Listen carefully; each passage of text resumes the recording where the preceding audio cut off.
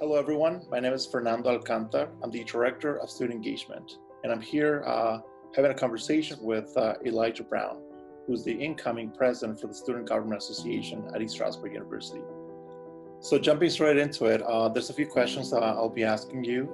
And the first one, considering the current state of our country with marches and protests going on, claiming racial equality, what has been your reaction as a citizen of this country, seeing what is unfolding, not just on TV, but in your community as well?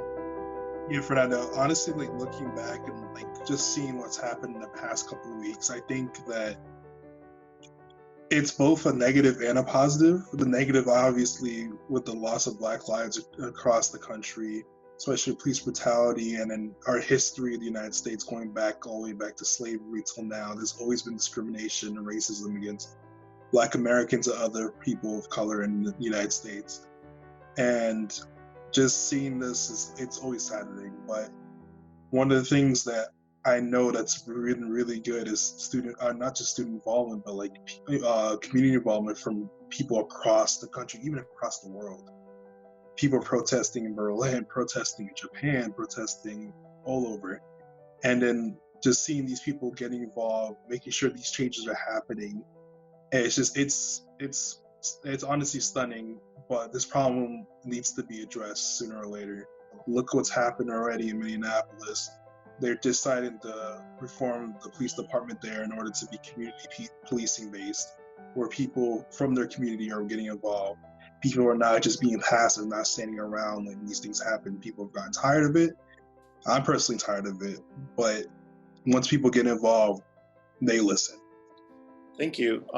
Also considering now moving a little closer to home, considering the ESU community, we have a lot of students, on our campus that come from very diverse areas, and that's one of the biggest, prides of our campus.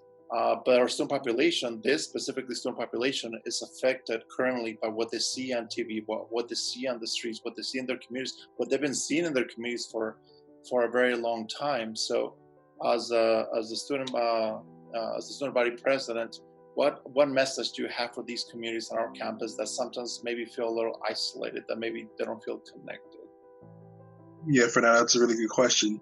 So just looking back at my experiences at ESU and working with different organizations, especially multicultural organizations till now, I found the best way to address a lot of these problems for these students that feel more included on campus is not necessarily just getting involved, but also getting involved with organizations who care about you. Not just my friends who are just here, but organizations like Black Student Union on campus, who basically support Black students as much as they can, advocating for them. I know Zuri Redmond is basically pushing for a lot of policy reform, especially campus police on campus recently, and also talking to people who are potential allies as well.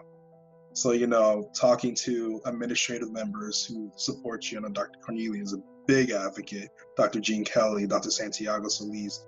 A lot of these people are really involved, especially when it comes to diversity and inclusion. Talking to staff members who on campus very well.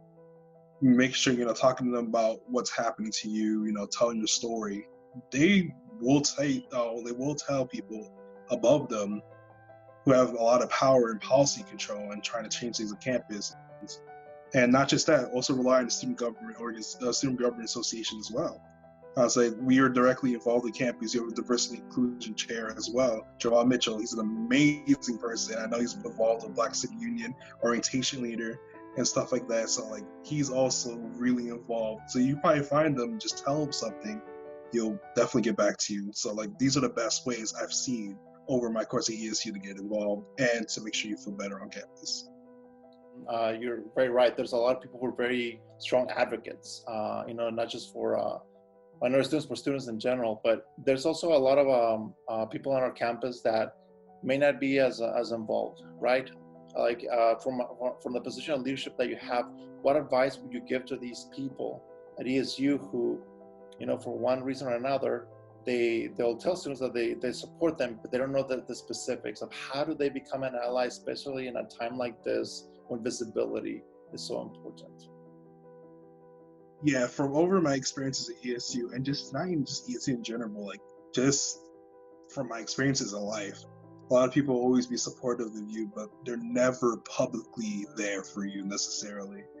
So like I think like the biggest thing possible for a potential ally is to be not just supportive in private, but also supportive in public as well. Get involved with these organizations, listen to these people's stories, advocate.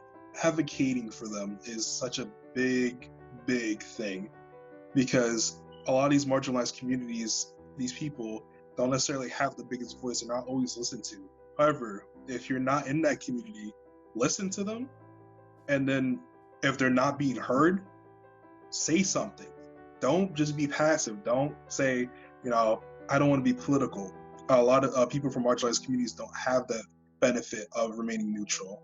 You have to take a side. History has always been like that. Thank you for that. Final question. You know that at ESU, part of our ethos, part of our culture is something that we call the 7 ways of the warrior. One of the ways of the warrior that specifically connects to this issue is the way of the warrior that says, a warrior is a champion of social justice. When you hear that statement, what is it that you feel? What is it that for you it means to be a champion of social justice? How it may connect with this situation, in the real world when we get back on campus in fall? So the ways of the warrior, it's always an interesting thing to talk about because it's always been every freshman orientation.